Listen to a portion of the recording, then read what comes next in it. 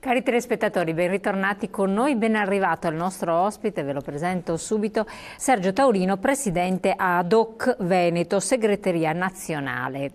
Allora, con il presidente di un'associazione di consumatori riconosciuta nella regione del Veneto parliamo di questioni non solo di consumerismo ma che riguardano tutti i cittadini, problemi che si devono risolvere, che trovano soluzioni, difficoltà un po' a vasto campo, perché l'associazione, sostenuta anche da progetti della regione del Veneto, sta seguendo diversi ambiti, diverse azioni, anche nei riguardi dei giovani, nei riguardi della comunicazione, del web, dell'e-commerce, insomma settori variegati, dove purtroppo si celano sempre più spesso le truffe, i raggiri, dove si possono perdere veramente tantissimi soldi, oltre che la faccia. Questo lo aggiungiamo perché riguarda il mondo dei giovani.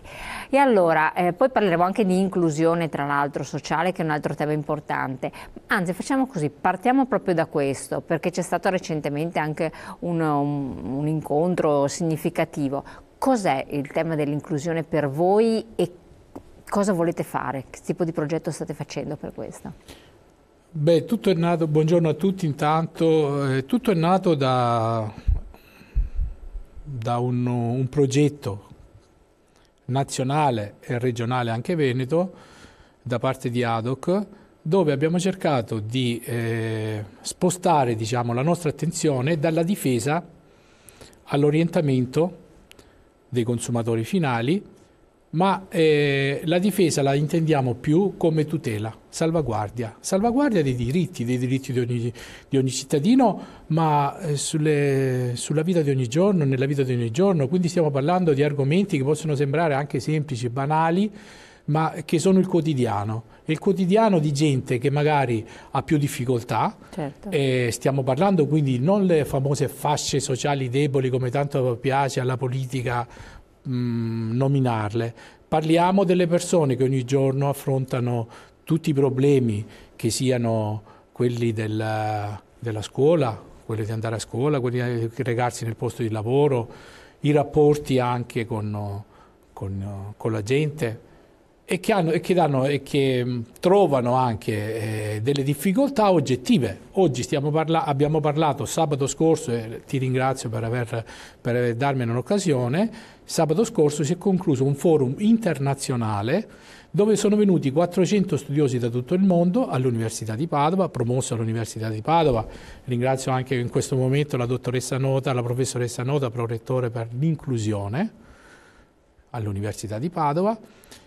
E in questo forum ci sono stati 73 diciamo, incontri dove c'erano 400 studiosi da tutto il mondo, per vedere di creare le buone pratiche, quelle in inglese direbbero best practice, e le buone pratiche in italiano, per poter creare degli ambienti inclusivi anche per le persone che avessero delle eventuali difficoltà ad affrontare diciamo nel mondo del lavoro, nel mondo della scuola, ad affrontare determinate problematiche. Ecco, quando si parlava adesso di inclusione, che cosa stiamo parlando? Parliamo di inclusione di persone straniere, di persone disabili, cioè che tipo di inclusione? Perché ci sono vari ambiti. Vari ambiti. Secondo di quelli che vanno di moda nel periodo, no? A prescindere che esatto. Qualcuno è equivocato, ti dico chiaro, qualcuno è equivocato dicendo l'inclusione, ma stiamo parlando dell'immigrazione, stiamo parlando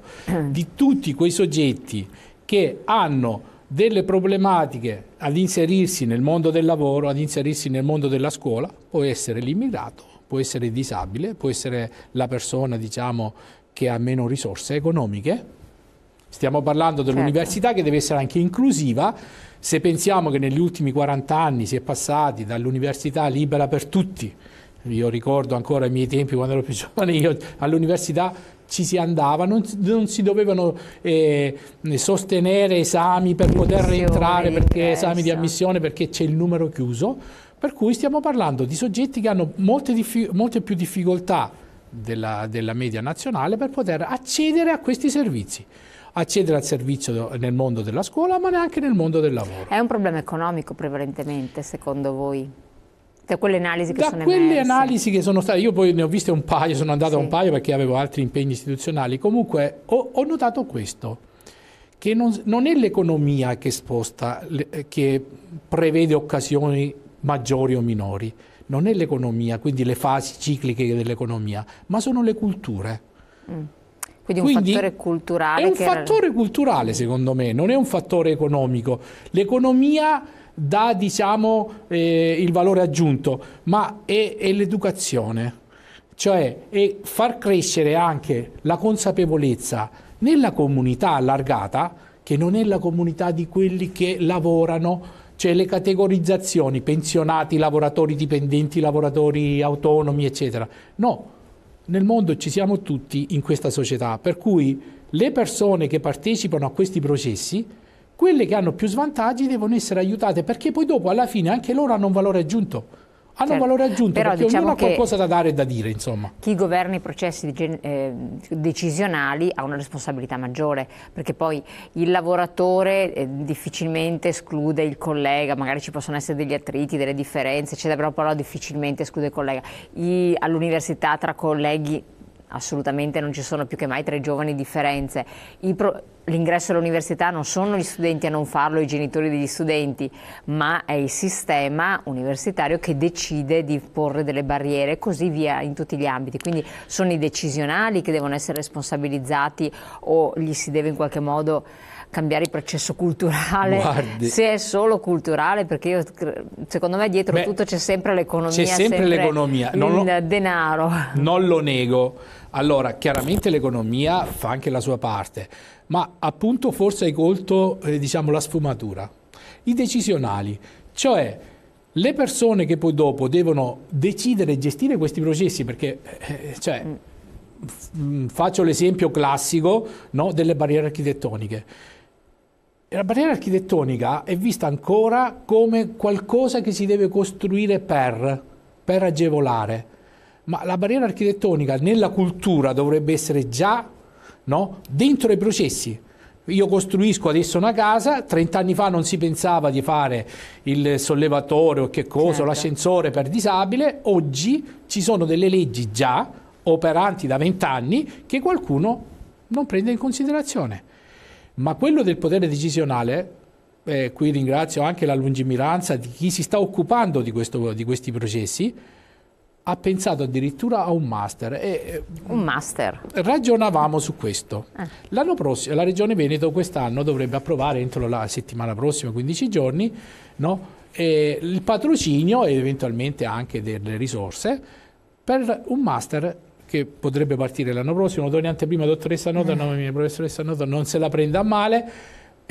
Parlavamo appunto a margine della conferenza, diciamo finale di sabato, che quando io ho chiesto alla professoressa ho detto: ma chi è che intende fare entrare in questo master, cioè chi è che dovrebbe farlo? E lei ha detto coloro che decidono i processi. E quindi decisionali. Quindi se è venuta a bomba subito alla domanda, veniamo alla domanda, la risposta è questa, cioè coloro che sono, diciamo, che guidano o che dovranno decidere dei futuri processi per un'inclusione che non guardi le categorie, cioè, ripeto ancora, mi hai detto disabili, anziani, immigrati, cioè tutte quelle forme che escludono, no, a priori l'accesso facilitato anche.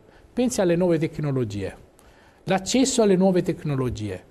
Oggi si stanno, Apple piuttosto che non altre grandi aziende, si stanno cervellando perché vogliono creare sempre di più il know-how per l'accesso facilitato.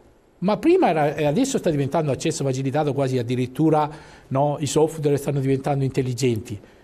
Questo dovrà permettere a chi ha meno possibilità di avere l'accesso, penso a quelli che hanno varie disabilità, di poter accedere e fruire di questi servizi.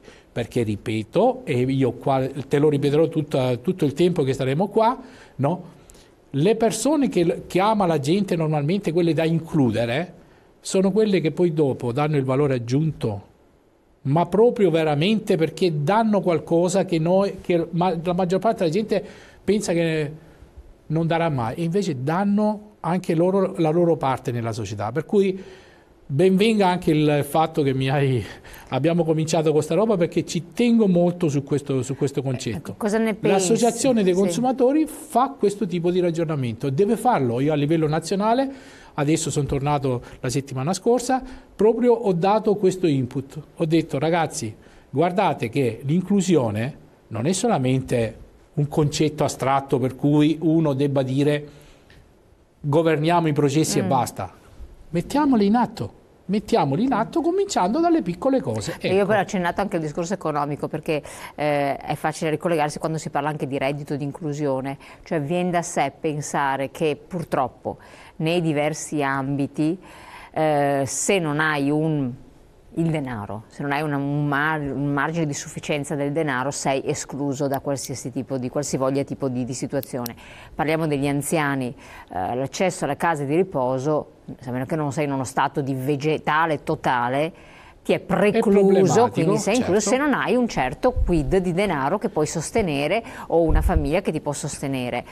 Bambini agli asili, eccetera, c'è sempre questo aspetto. Ecco perché anche il reddito di inclusione è venuto per sostenere quelle persone che sono fuori dal mercato del lavoro. Però il denaro, è sempre il denaro, non è un'apertura, uno squarcio nel mondo del lavoro per cui ti inserisco, ti do una dignità in modo tale che ti sostieni. Che tu possa sostenerti. È questo il discorso, che sarebbe stata una cosa molto importante, perché poi bisogno di persone ce n'è. Però il mercato del lavoro è fermo lì, ci sono movimenti nel privato, eccetera. Adesso qualcosa forse con questa nuova legge di bilancio finanziario, che dir si voglia, potrebbe esserci anche nel pubblico. Però sembra essere preclusa moltissimi, per quanto si sia fatto il Job Act, il progetto giovane, alla fine diventa un miraggio per molti. È stata un'osservazione che mi è stata fatta mentre chiacchieravamo appunto su un forum che abbiamo fatto particolare, e mi hanno fatto questa osservazione, mi hanno detto: in un momento di crisi come si fa ad essere propositivi, no, verso quelle buone pratiche per poterle poi dopo rendere fruibili, no? Se non abbiamo i soldi, di cosa parliamo? Quella è l'osservazione che mi è stata fatta, e io penso che proprio nei momenti di crisi, no, si vede veramente se i soldi vengono spesi bene, no? Perché incomincia a diventare molto più responsabile, dici ne ho meno, perché se uno scialacqua, no, può scialacquare, può anche pensare di poter spendere in un certo modo, ma quando incomincia ad avere i soldi contati in tasca, è quello il momento in cui, no, le buone pratiche devono emergere, e anche la buona organizzazione delle poche risorse economiche ti permette anche di poter innescare dei processi che poi a lungo termine, cioè io spero Elena, che finisca questa crisi, ma non finisce mai. Perché non finisce mai? Perché si fanno soluzioni tampone, non si guarda a dire facciamo i sacrifici che dobbiamo fare per 10 anni. Ve lo dico, cari cittadini, se vado io in politica dico: guardate, lacrime e sangue. Lo disse una volta non so chi politico, e fu subito messo sul Corriere della Sera in prima pagina, lacrime e sangue, per altri 7 anni, 6 anni, non mi ricordo. Furono delle politiche adottate che vabbè, lasciamo perdere, ecco, che hanno causato più danni al nostro paese che non altro. Le mie competenze sono diverse, no, non ma sono qua a fare discorsi. ma c'è un discorso appunto politica. Sempre con l'inclusione, che è anche importante, è proprio questo, che nel sistema Italia l'inclusione risulta difficile perché ci sono troppe preclusioni. Ci sono troppe barriere, e preclusione vuol dire anche accesso della pubblica amministrazione semplice, e questo è il grande blocco per gli investimenti nel nostro paese, blocco che causa anche all'imprenditoria notevolissimi problemi. Accesso a tanti sistemi che sono troppo complicati, troppo di lobby, di piccoli gruppi che continuano a detenerseli. Il politico che assurge a certi livelli, va a Roma, ci puoi parlare perché magari viene dal territorio, e poi ti dice: mamma mia, a Roma ci sono i burocrati che sanno bene fare il loro lavoro, punto. Poi ognuno faccia le proprie Faccio un esempio. deduzioni. Andiamo sulla parte economica. Hai detto l'accesso. Sono venuto fuori da una riunione veramente deprimente, direi, perché l'accesso al credito. Vabbè, cominciamo con l'accesso al credito. Bene, che dovrebbe essere una cosa... 2 banche fallite, è inutile che mi dicano sono state incorporate in Banca Intesa. Noi abbiamo le 2 più grandi realtà del Veneto, no? Che sono crollate sotto i colpi della Banca Centrale Europea, giustamente, perché chiaramente c'erano state politiche e c'erano state anche, insomma, responsabilità, ma qual è la realtà? La realtà che oggi per un Veneto, dove il Veneto è il settore trainante nel Veneto è l'esportazione, l'accesso al credito ancora oggi è negato, e non stiamo parlando di disabili, non stiamo parlando di pensionati, stiamo parlando anche di aziende, stiamo parlando anche di... La semplificazione, la sburocratizzazione, che questo sarebbe darebbe anche la possibilità alla gente di essere formata e informata, di andare a chiedere, ma anche per chiedere un mutuo, perché la gente cosa vuole oggi da noi, associazione consumatori? Io dico ai miei colleghi anche quando ci incontriamo, come direbbe Veltroni, serenamente, pacatamente. Non è mai successo, ma serenamente, pacatamente sarebbe anche un bel termine, no? E parlando anche di queste cose, dicevo, l'accesso al credito, come facciamo a aiutarle queste persone? Dobbiamo andare a dire alla banca, bene, incomincia a dire che 72 pagine per farti un contratto, per aprirti un conto corrente sono troppe.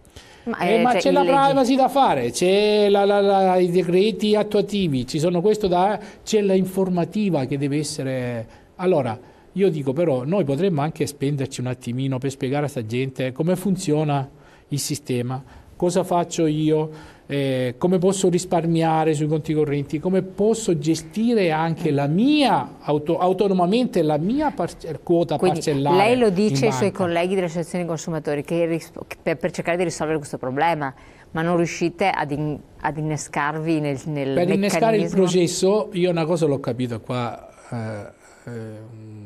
te lo dico, ci diamo del tu. Diamoci del tu. Te lo dico, secondo me bisogna cominciare dai giovani, perché questo sistema per poter essere cambiato non si cambia da oggi a fra un anno, fra 2 anni.